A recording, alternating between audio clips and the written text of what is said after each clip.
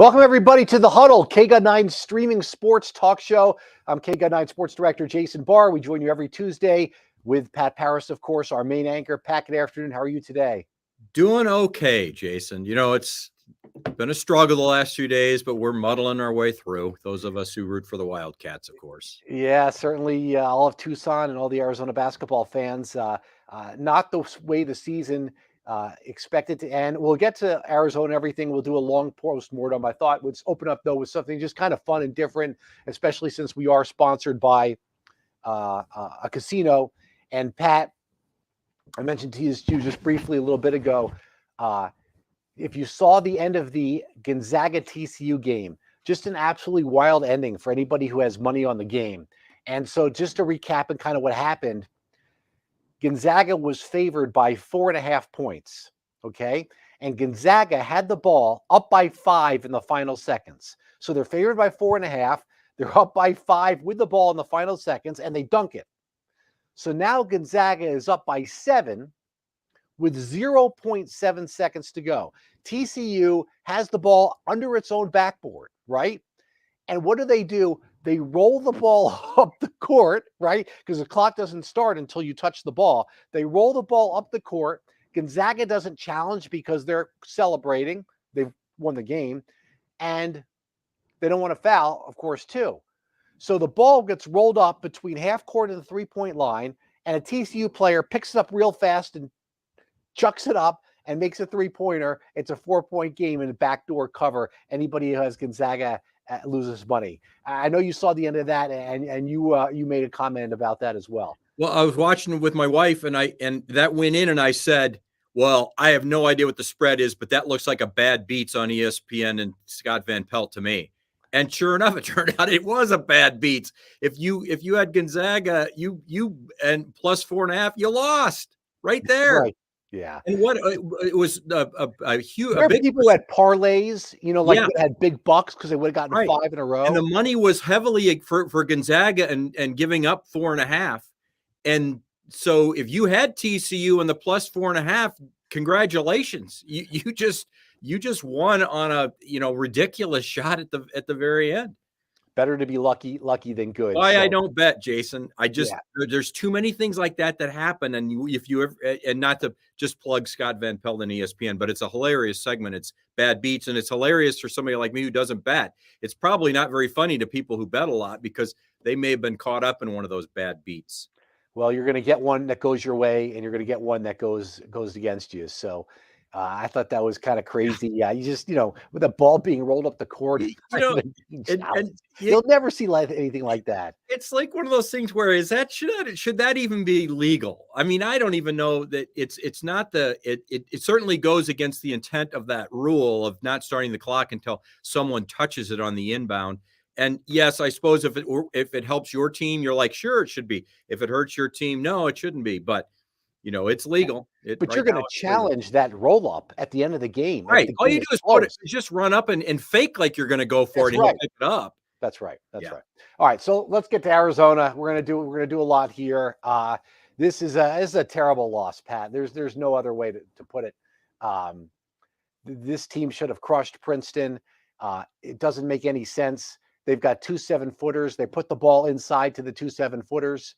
Fouls weren't called. Whether Princeton was fouling or not, you were there at Sacramento. You saw courtside. You can provide some color to that, whether or not the officials let that go. Arizona's up by 12 in the second half. It would be one thing if Princeton was playing well. And I think that's the biggest issue that I have, Pat. If Princeton played well, like Princeton played in the second round against Missouri, and the announcer, by the way, I don't know if you caught this because you were at the game, you weren't watching on TV, or maybe you were. The announcer said, normally when a 15 challenges a 2, a 15 is playing lights out basketball. Right. Princeton wasn't even playing that well, right? It's not like how they played against Missouri when they were draining threes. They weren't hitting 3-pointers at all. And you can live with an upset once in a while if a team is playing great. The problem I have with the game for Arizona is Princeton wasn't even playing well. This was Arizona giving away the game. Yeah, and you and I had a little mini version of the Huddle on air that night, Thursday night. I was in Santa Clara. You were here in our studio, and we talked about it. And a couple of things. One, yes, there was a lot of physicality for Princeton underneath. It wasn't. I'm not so sure they were fouls you always call. There were a lot of body against body pressing, denying the entry passes. They finally started doing that in the last 10 minutes, and it really bothered Arizona. Could there have been foul called? Sure.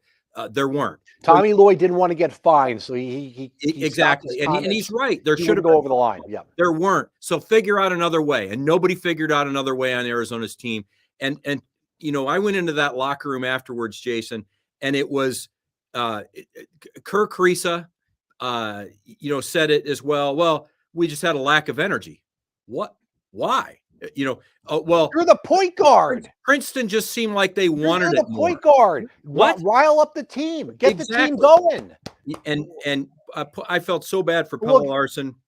He said, no excuses, shouldn't have lost. We should have beat this team. And yes, they should have. Jason, they scored 3 buckets after they had the 12-point lead with 11 and a half minutes to go.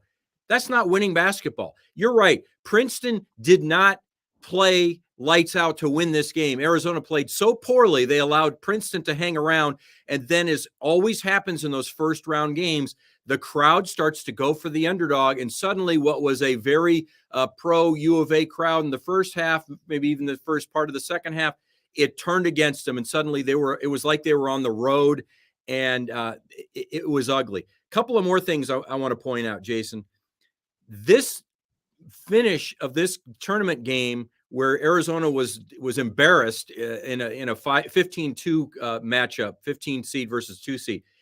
This was not unlike the Arizona State loss on the 60-footer because they let Arizona State come back after having a big lead. It's not unlike what they suffered against Washington State at home. In other words, we should have seen this coming. Now, nobody expected it against Princeton, but this was the way this team played on certain days where they just seemed to lack that killer instinct. You have your foot on somebody, you got to keep pressing harder and harder. You can't let them up, and they did. They played to their opponent a lot this year. Yep. When they had a big time opponent, they showed up. They showed up and beat UCLA 2 out of 3 times. They won that early season tournament in Las Vegas. They beat Tennessee here. They beat Tennessee here. One of the best games they played all year was when they beat Tennessee here. They played to their opponent. Yeah. Here's a soundbite I want to play for you, and we'll react on the other side. Here's Tommy Lloyd on whether or not this was a successful season, considering everything they accomplished, but with the first round loss to Princeton. Great season. We had a great season. We obviously, we're still trying to build and develop this program, and I'm still trying to develop as a coach. And, I think we were ranked in the top 10 for most of the year, and I think these guys earned that. I thought we performed well on lots of big stages. Just unfortunately, ultimately you're going to be judged sometimes how you play in this tournament, and that's the good and the bad of it. And so, like I said, I've been on the good side a lot, so I'm tough enough to be on the bad side and learn from this and have it, kind of help re-energize me to make sure that we come back better as a program from this. I don't know, Pat. Not a great season. Not after last season. You go to the Sweet 16. Okay, that's understandable. It's his first year. You lose to a really good Houston team, and sure enough, Houston comes back this year to the top team in the country. But this is a brutal 2-15 loss. I can't call this a great season, based on how it ended and their last several games. As a matter of fact, to me, this is not a great season. There were great moments in this season. They played great at certain games. Not a great season, Jason. It was too inconsistent. They had several games like they had against Princeton. I think Steve O says Arizona was overrated from the beginning. No, they weren't. They weren't overrated. They played great basketball at times. They were definitely inconsistent. They were still a top 10 team. They never really seemed to get into that groove that we see teams get on and get on one of those runs. They couldn't find, as I said, that toughness, that killer instinct that I think Tommy Lloyd has to look. He said, look in the mirror. Well, he's going to look in the mirror too. I think they need to find a player or two. And maybe it's Kylan Boswell as he gets a little bit older. He's not a freshman now. It'll be more of his team next year. Guys like that have to step up and say, it's time. Let's snap out of this and go. We didn't see that from, Kirk Kriisa back on Thursday. We need somebody to. He's supposed to be a fiery player, right? That's exactly it. I mean, he's only fiery against the officials. And getting under the skin of the opponent. That's about it. I don't Why not fire up either. your teammates? I agree. I agree. Know? So I almost maybe wanted to it's see somebody get in somebody's face like what happened to Xavier. Yeah, right. Get a little chip, get a little edge again. And this team never had that edge, and they need to make sure that maybe it's in the transfer portal, maybe it's KJ Lewis coming in. We'll talk more about what they've got in the coming weeks. Only one player. They only have one player for next year. But as you know, they're going to lose at least probably 3 because you've got Henderson and Ramey gone, and you're probably going to lose Tabellis. So, and you may end up losing, somebody like Adama Ball might transfer. One of those kind of guys is going to. So you're going to have to use the transfer portal, and you're going to have to look for some great players like a Ramey, really solid players like a Henderson Jr. But you're going to Ramey and Henderson really that great, Pat? Solid, I said. Ramey at times was really good. Yeah, Ramey was really good. Ramey showed up very big in the Pac-12 tournament, as did Henderson. But again, it's consistency. You're right. They were like this, and you need to have, especially out of your point guard, you're going to have to get more consistency. Does Kirk Kriisa transfer? I'm just throwing it out there. Does Kirk Kriisa think that he could do better somewhere else? No, he led the Pac-12 in assists. He's not. Yeah, but that's a. But I tell you what, Pat. I tell you, the spots are open. Kylan Boswell, that team was better with him in there at times. There's no doubt. And he's going to improve a lot from age 17 to 18. We joke about his age, but from freshman to sophomore year, he's going to improve a lot. Yep. I'm not sure. I don't like seeing that team with Kylan Boswell in there better than Kirk Kriisa, but Arizona's got a numbers problem for next year. They need players. One player who they offered to went to Duke. Another player who they offered to went to Gonzaga. Okay, so they've got KJ Lewis coming in. He's a guard, but they need some help in the front court. He's kind of a wing, though. He's a wing, so he's going to be a scorer, but he's only a freshman, coming in next year. So that'll be. He's a smaller wing. That's why I said guard. Yeah, he's 6'4". He's 6'4" wing, but he's a wing. I just think they're going to have to use the transfer portal. They used the transfer portal very well this last season. After losing 3 players to the NBA, high in the NBA draft as well. So. It's Tommy Lloyd said something interesting last Wednesday. He said that he wasn't surprised that they were a 2 seed, and he wasn't surprised that they were in the position they were in because they lost the 3 players to the NBA, but he thought they did really well with the transfer portal and getting Ramey and Henderson Jr. And he thought the guys would make, step up. Now, that was Wednesday. By Thursday, he knows that they got some work to do in the transfer portal. They've got to add some pieces. But I don't sell Tommy Lloyd short just because they lost a game they shouldn't have lost. It's still the guy that was coach of the year last year, still the guy that has the most wins ever in the first 2 years as a head coach in Division I.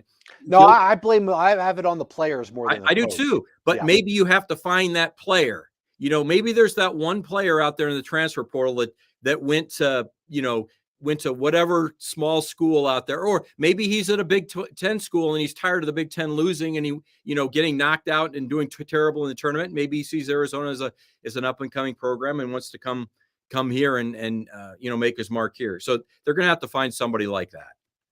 Well, they're going to need some help in the front court. I do expect Umar Ballo to come back. I don't know about Tubelis.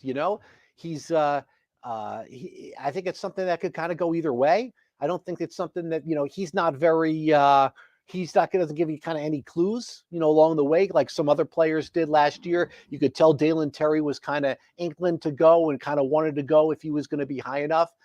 You really don't have that for Tubelis. You really don't have a clue as far as, what he's going to do. Could he come back here? It'd be great to see him come back and play here as a senior, but we know, the turnover that happens in these programs. I don't think he's going to another school. I think it would be NBA or Europe. Or come back here. So we'll see. And now that's kind of changed a little bit with the NIL money, and players can stay in college and then still not starve maybe the way they used to, but then it's kind of different for a foreign player. For a foreign player, Pat, I yeah. tell you what, for the first time all season long, I was kind of missing Dalen Terry in the sense that, I know he should have left, but now I'm seeing him play with the Windy. He's not really played with the Bulls this year. He's with the G League team. I believe he's with the Windy City team. Yes, it was good for him, financially, certainly, to be that mid-first round pick and to go and strike while the iron's hot. But how much he's playing with the Bulls this year, it might have helped his basketball game to come back here, with all the NIL deals he had this past year. And maybe they would have done better with him in there and had a little bit of a deeper team. And for the first time this season, I kind of missed him a little bit. Yeah, I agree. There are very rare exceptions, though, where you can't go back and say that, well, they'd have done better, an extra year. And I think Tubelis is at that crossroads where a week ago, remember, I told you the way he was clutching that ball after the Pac-12 tournament title. I thought for sure that that's the first time I really thought that looked like a guy who's done with his college career and going to the NBA. I'm not so sure now. I think he's got to, again, take some time. He didn't give us any clues. You're right about what he's going to do next. It would not surprise me if Azuolas Tubelis came back for one more year. But I do expect him to go to the NBA. But it would not surprise me. I really think another year would do him well. I think he would obviously get even stronger, even better. And maybe a fire would be lit under him because of what happened back. So Tommy Lloyd usually does a postseason news conference. It's a couple of weeks afterwards. Let the sting go away and let things kind of develop, and we'll find out more on the roster plans for next year. So anyway, we'll get to the women's team now here, and I'd say just kind of what I expected. They were able to beat West Virginia and get a first round win, but they weren't going to be a Sweet 16 this year. The issue I have with the women's team is this. What Adia Barnes has done here is absolutely fantastic. It's almost unbelievable to take a program that bad and make it a contender the way she's made it. But I think that, she admits that she still learns as a coach, and she made a mistake last year in having too many players and not all of them can play. Then you start losing, and there was a lot of finger pointing. The issue that I have here with the women's team is Adia Barnes is such a fantastic recruiter. She's got to play these players and play these freshmen.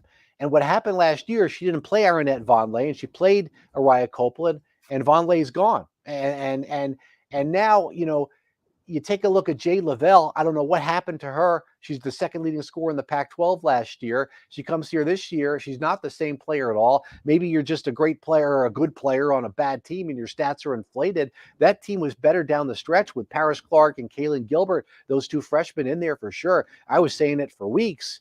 I would have loved to see what they would have done with more time. Now you do, and you see them out there and they turn the ball over, and sometimes they look like freshmen, but that's going to happen.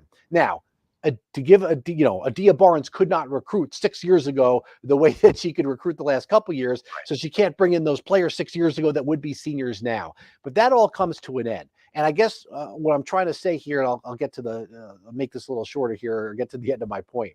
The program needs to be built with the star recruits she's bringing in and have the transfers complement those players. And the last couple of years, the star freshmen have been complementing the senior transfers. And I think that she's got to reverse that. And I think when she does, the program's going to be much better. Having said that, they got 3 incredible players coming in next year. The future is very, very bright for Arizona women's basketball. The future is very bright. First, I want to commend Adia Barnes.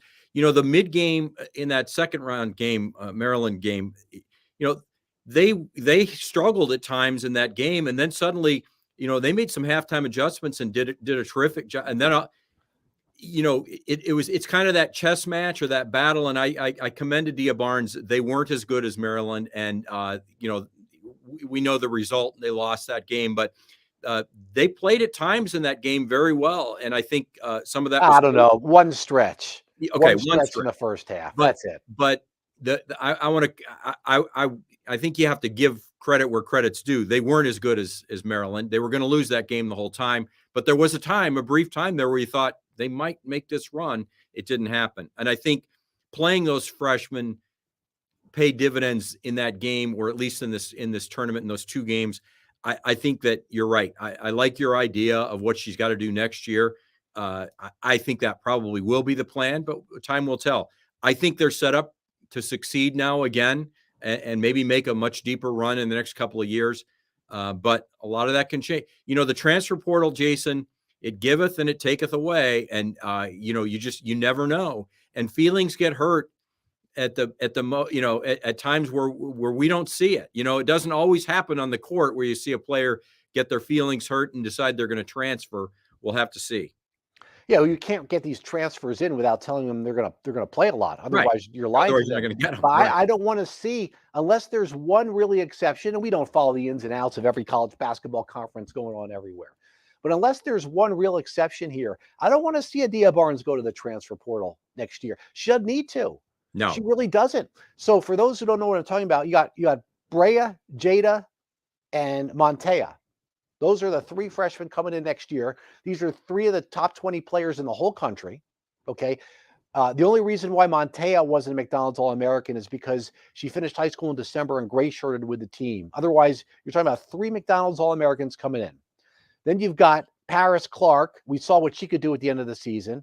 You got Kaylin Gilbert. When she came in for Shayna with foul trouble in the first game against West Virginia, she was fantastic. She is an incredible scorer. Okay. Then you've got Maya Naji coming back for a sophomore year. She was a McDonald's All-American. Then you've got Lauren Ware, who was hurt last year. She's going to be a great defensive player. The reason why she wasn't a McDonald's All-American is because she tore her ACL her senior year of high school. You've got 6 or 7 of McDonald's All-Americans. Play these players and let them develop. And the other players like Maddie Connor and some of the other players off the bench, I'm not saying she shouldn't get playing time. She should, but they can complement these McDonald's All-Americans. I don't want to see Adia go to the transfer portal for some quick fix for a senior who all of a sudden doesn't have a great year as a senior, and then you've impeded the growth of these younger players. And that's what we've seen the last 2 years. Build this. You, Adia Barnes, you are a fantastic recruiter. You connect with people like nobody's ever seen. You have the best personality ever. You're getting these players to come to Arizona. They never would have considered this school anytime. What she has done is incredible. Play these players, though. Play these players and let them develop. I would have been fine this year, Pat, with them losing in the second round or even the first round, playing Paris for 30 minutes and playing Kaylin for 30 minutes and playing Maya Naji and playing the other freshmen on the team and Maddie Connor. I would have been fine with that. I'm not fine with them losing in the second round with a senior transfer-related team. That's where I'm going with that. Well, and you touched on it, Jason, all those McDonald's All-Americans. That's the kind of roster that you see at South Carolina. That's the kind of roster you see at Stanford. That's not generally the kind of, it's never been the kind of roster you've seen at Arizona until now with Adia Barnes able to do what she's able to do recruiting wise. I think that, as Tommy Lloyd will learn from the season and the missteps that they took, Adia Barnes is learning as she goes too. This is new experience for her as well, having all these McDonald's All-Americans. These are good problems. These are high-class problems. Yeah, that's exactly it. These are the kind of problems that you have when you're a major program in a major conference like the Pac-12 is for women's basketball. I think she'll be able to figure it out. She'll navigate through it, and she'll learn from the missteps that they made this year. And last year, she learned from that last year too, about having too many players and having so many defections after last season. We'll see what their roster looks like. I think you're exactly right. There's no need to go in the transfer portal and try to find anybody in there. You've got plenty of firepower coming in. We can put up Wally Wildcat's comment. Love to see your passion for the UA women's team, Jason. Yeah, listen, I do like the team very much. That they're a joy to cover. They're the great people in that program. And yeah, I didn't dunk on the men's team and get all fired up with that because, that's a layup. Of course they stunk it up, that's just a pile on. I wasn't going to do that. We said what we needed to say about the men's team. And I think you said it too. They shouldn't have lost the game and Princeton didn't even play well as a 15 seed. So yeah. So I don't want you to think I don't have passion for the men's team. I do. That's just, to me, that's a layup to saying they stunk it up in Sacramento. Well, we all saw that. Yeah, and it's what, Jason, because of Adia Barnes and her personality, because of the great fan base of Arizona women's basketball, it's easy to root for Arizona women's basketball. It is easy to get fired up about them, but you know what? with that expectation, with that improvement and with that coach and with that fan base and with all these McDonald's on, now our expectations are for the women are just like they are for the men. So when both of them get ousted on the first weekend, it's disappointing. It's frustrating. It's maddening. But that's a good thing, right? It's a good thing. Now you go out next year and you've got to do better than you did this year. And we expect them to do better, both the men's and the women's teams. They should be Sweet 16, Elite 8 every year. They're that good. So you'll just have to wait for next year, unfortunately. Yeah. All right. So on that note, that wraps up the Well, I want to say basketball one more season. thing, Jason. What's One that? more thing. What's that? Santa Clara, 1993. What happened 4 years later? They won the national championship. Princeton, within the next 4 years, Arizona's going to win the national championship in men's basketball. I like that. I didn't know that Arizona had lost the back-to-back as a 2 and a 3. 2 and a 3. Yeah. It was Middle Tennessee State, maybe, and then as a 3, and then Princeton and then Santa Clara. Yeah. And what I also didn't know, and I looked up the box score, Pat, it's kind of interesting. Steve Nash was a freshman on the team. Yeah. So this wasn't a situation. I just assumed incorrectly that this was a situation where Steve Nash took over the game the way Steph Curry did when Steph Curry was with Davidson. I looked at the box score. David Stoudemire was 0 for 7. I don't recall the game, but apparently David Stoudemire stunk it up according to the box score. It was, if I recall, it was a combination of bad Arizona basketball and Santa Clara, playing fairly well. It wasn't as if they played outstanding, and that's what it was. A little bit of both. Santa Clara was a better team than Princeton was. I'll guarantee you on that day. But it was Jason. It was the Steve Kerr, late 80s teams got you thinking, okay, Arizona's got national, and then all of a sudden you went through that a couple of year period there in the early 90s where you're like, oh, what's going on? This team really falling short. And then they took off again and they won a national championship in 97. So I'm just saying, I think that Tommy Lloyd's the same, you have the confidence in Tommy Lloyd like you have the confidence in Lute Olson. He'll get it figured out. They'll get over this hump of losing early, and they'll before you know it, there'll be a Final Four team. And then once you're a Final Four team, you can win a national championship. Yeah, and it's too bad because I feel like they would have gotten by Missouri, and then you got Creighton here. Did they beat Creighton earlier this season? They did beat Creighton. Yeah, at the tournament early in the year. I'd be right in the Elite 8 playing Alabama. Alabama's good. Alabama's good. They may not have gotten past Alabama. But Alabama's good. All right, we're up against the bottom of the hour, so it's been a good huddle. Certainly a lot to talk about here with the season ending for the basketball teams, and I'm glad we got that last part in too. So. That does it for this edition. For Pat Paris, I'm Jason Barr. Thanks everybody for watching, listening on all our streaming platforms. It's been the Huddle for KGUN 9. We'll see you right back here at this time next week.